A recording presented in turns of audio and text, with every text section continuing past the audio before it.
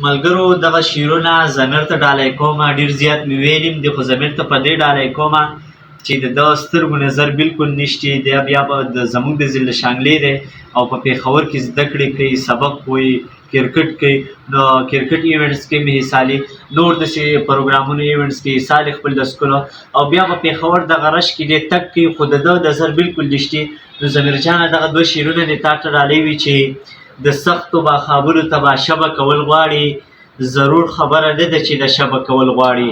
راځي په ژوند کې تاوده ساړه حالات یارانو، خو بس دومره ده چې حوصله به کول غواړي.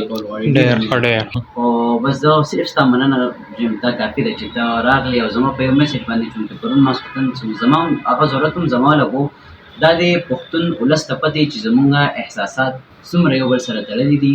اباسین صاحب ویل هسې خو چې د چا شل شي پروا نشته، احساس چې د چا شل شي شل هغه دی. نو د ده احساس تان دی.